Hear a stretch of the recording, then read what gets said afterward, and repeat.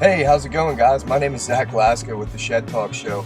And what I'm doing today, this is the mobile Shed Talk Show. So I got a whole bunch of questions. The Pittsburgh Steelers are 10-0. I'm gonna go down to the Burgh and see how the people are feeling about it. See if I can get some interviews. All right, let's get it going. So, ladies and gents, I didn't realize this, but actually on my trip down to Pittsburgh, not even out of Irwin yet, but it's 12:01. And usually Mike Tomlin addresses the media on Tuesdays, but since it's a short week, the Steelers play on Thursday, Thanksgiving. Tomlin's addressing the media right now, so I'm going to turn the volume up whenever he comes on, and we'll see what he's got to say, man. Check out the manager trainee program at 84lumber.com. Here's Mike. Those things don't necessarily turn up in terms of time of possession, but the extension of drives, the maintaining the possession of the ball on 1 yard runs, 1.5 yard runs are significant. We had a goal line run for a touchdown. Benny Snell was significant, and the two things I just mentioned, short yardage and goal line, I like his contributions.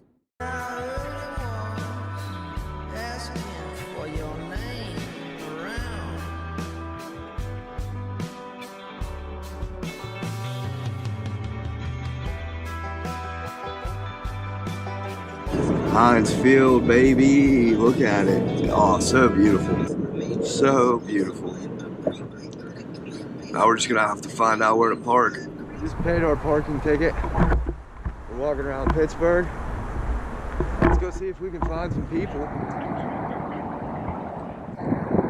Real chilly. Can't ask for more beautiful city, right? Check it. I absolutely love it, man. I'm not sure you can get any better. Gotta take my mask off for this one.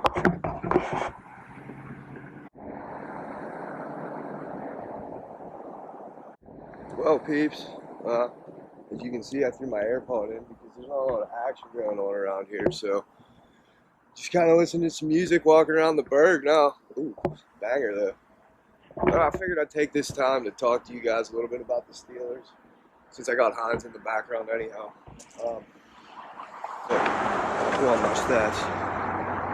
Chase Claypool, 39 receptions, 65 targets, 559 yards, and 8 touchdowns with a long of 84 yards. Now, to me, 8 touchdowns, I'm pretty sure that that's a Rookie of the Year record, honestly. So, for my man to not be at least top 5, I don't know who's better. Justin Jefferson? No. From the Gateway Clipper, right off this river right here. You get off the Clipper that comes from over in this area, brings you off, drops you off, walk right into the game. Pretty awesome, man. It's an awesome way to get there. They actually even have a bar on the boat. I don't know. I don't think you can ask for much more. I think that's how we finish it. We go on a playoff run, ultimately take out the Chiefs in the Super Bowl because our defense is better, and we can contain Patty Mahomes. Hopefully either see the Seahawks or the Packers in the Super Bowl. I'd be cool with the Bucs too. Get Roethlisberger to finally take out Brady. That'd be a great way to win a Super Bowl. So I really can't decide what the hell to do with my mask because part of me wants to keep it on to be more approachable to the one person I do see out on the streets in Pittsburgh. And then the other part of me is like, well, you're fucking outside, so with nobody around, and why would I wear a mask? And most of the people I'm even seeing aren't wearing them. I don't know, just one of those random thoughts, I guess. See you later, buddy. Fucker. Can't get anybody out here. I'm getting skunked. I gotta get one person before. That's the goal. One person. Then I can go home. What the fuck? Bubble water. Look. So my audio actually cut off at this point in the video, but there's 2 guys suspending underneath that bridge working on metal sheeting hanging above the river, and I thought that was mind-blowing. Walking around up there underneath this fucking bridge. Unreal. Coming by Pittsburgh, I'd find some Steelers fans, or by Heinz Field, I'd find Steelers fans, but somebody around. Thought maybe we'd go talk to them, I don't know. Shit. It's crazy. Yeah.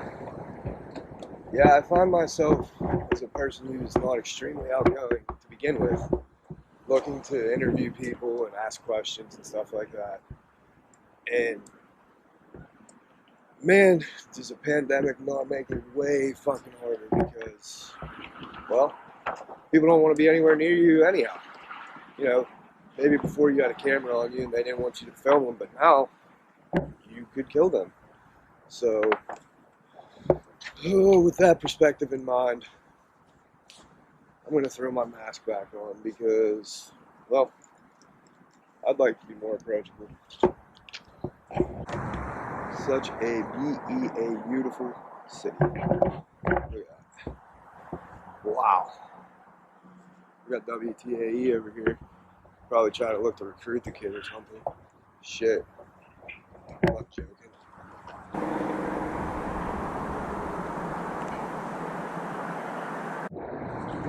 Well, got the mask back on, walking around in circles for the third time. I decided, yeah, I'm outside. There's probably no real need for a mask, but I want people to approach me or be approachable. So I want them to feel safe when near me, and it's a pretty cool, terrible town mask anyway, so whatever. I'm going to take a stroll down to PNC, see if we can find anybody on the way. Back to this monument. Wow. If I could say monument the right way instead of monument, that'd be great. Anyhow, Jerome Bettis Bar.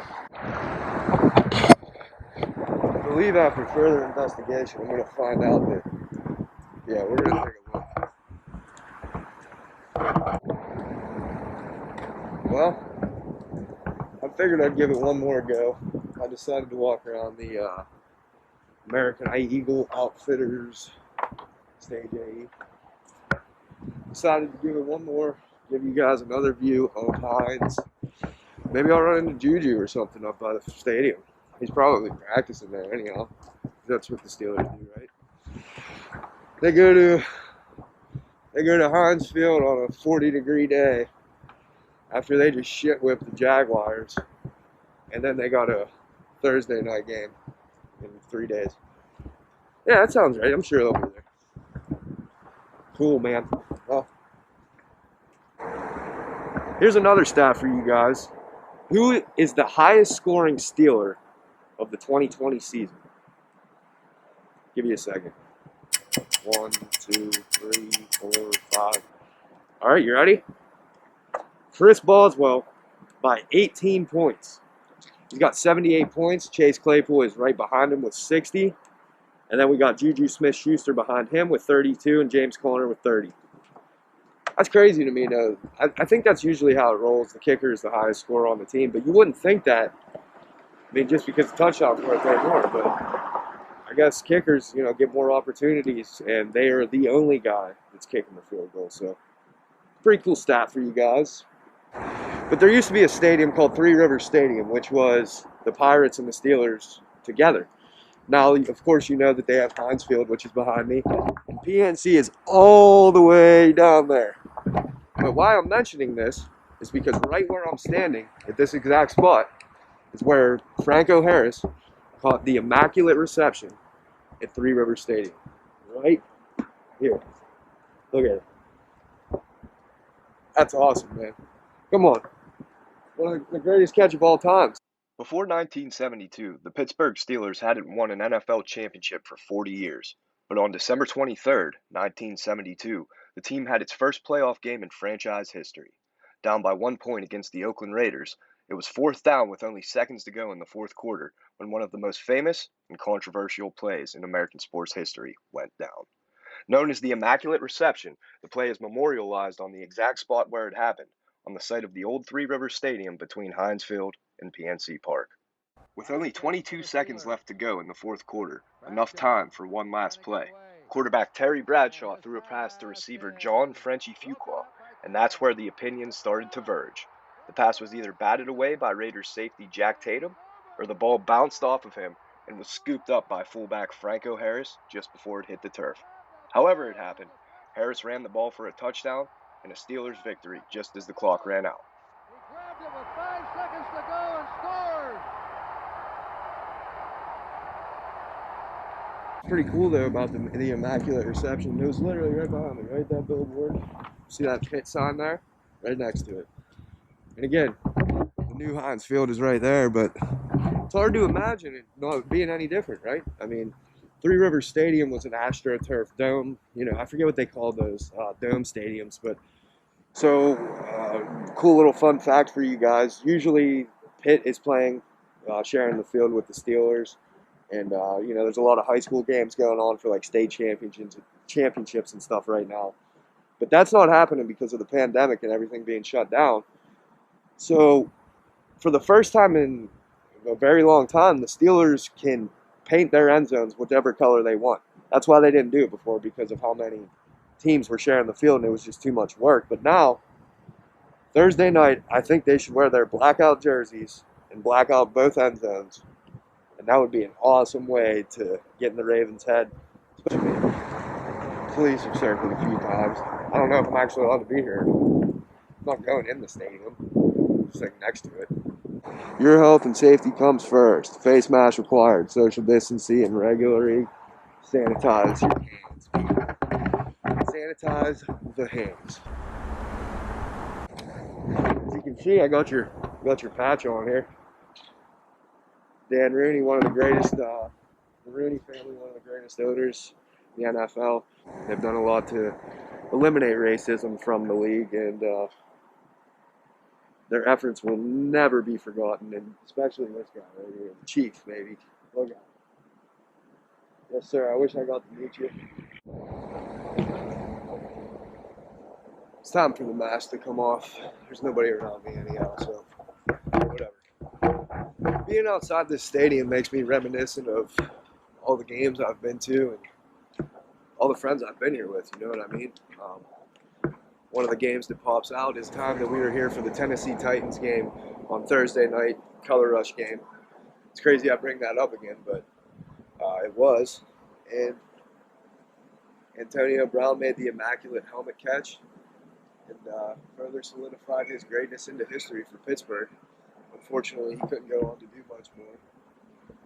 Another game I remember was, it was 2018 Steelers versus the Patriots. One of the last times that you would have actually seen Antonio Brown play for the Steelers. End of the season, I believe it was in December. And for the first time at Heinz Field, the Pittsburgh Steelers took out Tom Brady and the New England Patriots. And I'll tell you what, this whole place, people were dancing. They were dancing around. I've never seen a city like it. I mean, it couldn't have been more opposite than how things are right now. Honestly, a city full of life turned to a ghost town. Nobody around. Nobody wants to come up to me, even if they were out here. You know that. Oh, I can't wait till this COVID's done. Umbrella there. Right outside of Heinz Field. Come on down and get it. You're welcome.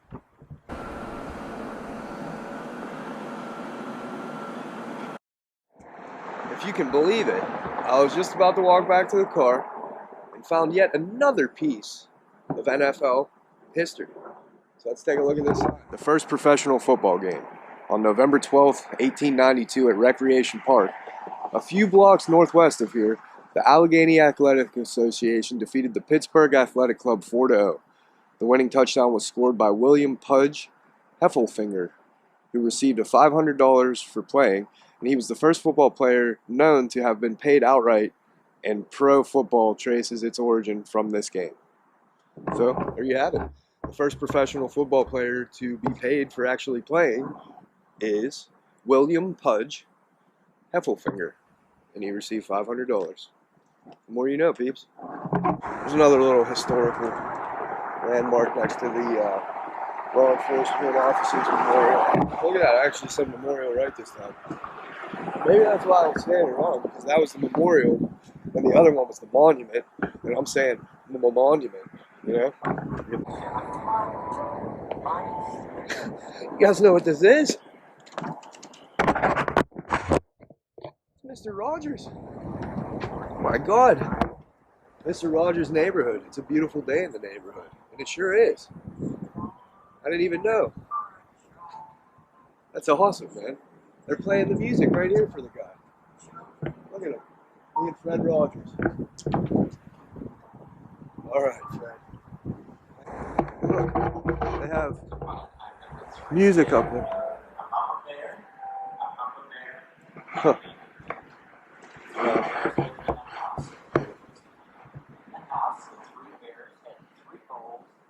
Fred Rogers, March 20th, 1928, February 27th, 2003.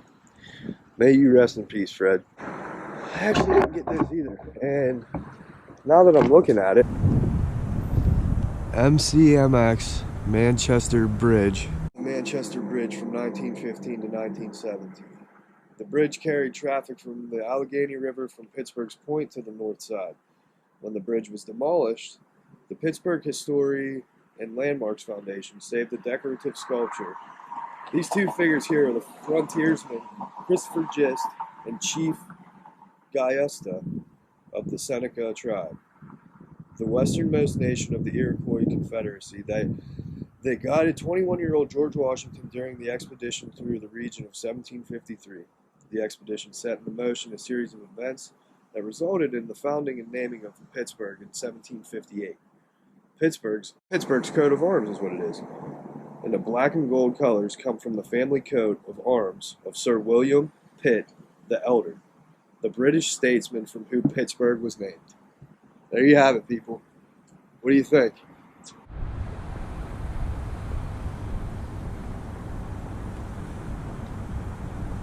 Oh, I was down here for about 2 hours, walking around.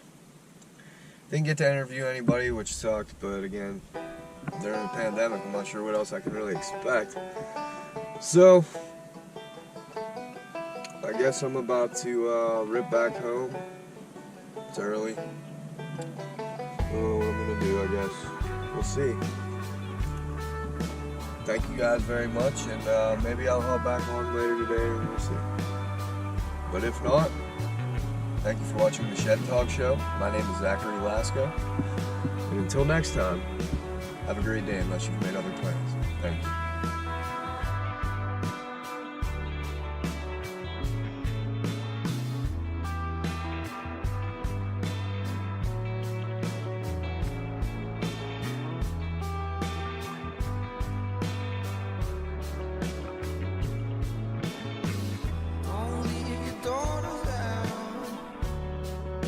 Big man.